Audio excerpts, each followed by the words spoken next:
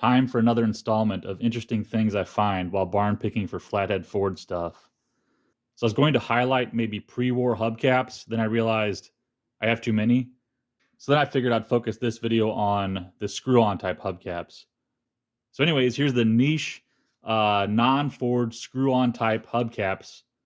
We've got a couple Buicks here. So Buick started in 1899. They're still around. So the ones from the teens have like a block font. In the 20s, they went to the script. In 26, they went from brass, which this is, to aluminum, which this is. So this is post 26. This is pre 26. Generally, I think this is about a 28, and this is probably about a 25. So right around that cutoff. So then there's a Chandler. These are fairly rare. Chandler was around from 1913 to 1926. This one, I think, is a 26. It's brass. Then I got a bunch of Chevys. So generally speaking, I would say that hubcaps went from smaller to bigger throughout the years. So I'd assume that the small Chevys are early. I think this one's from a 1923 Superior. These are from 1929. In 1930, I don't think they said Chevrolet in them. This, I believe, is an aftermarket Chevy. Kind of looks like, a cheap Chevy logo knockoff. This, to me, it looks aftermarket. People on the internet had all kinds of conflicting ideas. Some guy said it was aftermarket for the Chevy 490s. Some guy said it was aftermarket for like 1928. I don't know exactly. I haven't done a ton of research. It's aluminum. Then we got some Dodge Brothers. So Dodge Brothers, it's hard to do research on companies that are still active because there's just so much unrelated junk out there. I do know that Dodge Brothers was the early form of Dodge.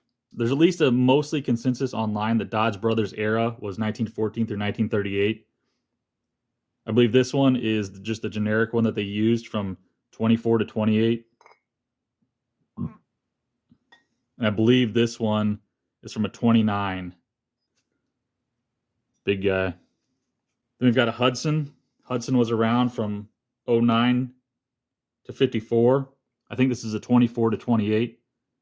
It's a Hudson Super 6. It's aluminum.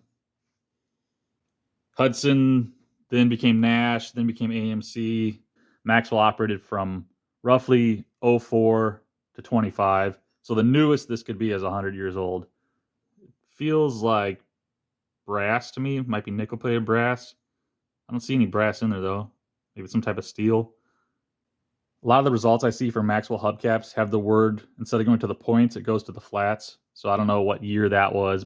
Then this one was playing games on me for a while. I couldn't see the actual logo. I could only see the two lines. It was like a equal sign or something. It took me a minute to focus on it and see that it's an S. So it's a Studebaker. Studebaker started in 1852 and operated until 1968. There's a cool remnant of the company called Studebaker Trees in Indiana. This one, I believe, is roughly 1920 to 1929. Then we've got an REO. REO operated from 05 to 75.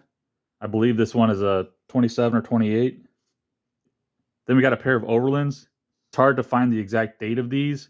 They say Overland existed from 1903 to 1926, and yet when I look up these, I'm getting results from 1927 to 1929. So let's just say mid to late 20s. Because they were absorbed by so many other companies, it's hard to really trace down the exact years of these. And finally, I have a Whippet, again related to the Willys Overland. The Whippet was a model from 27 to 31. I believe this specific hubcap is a 1929.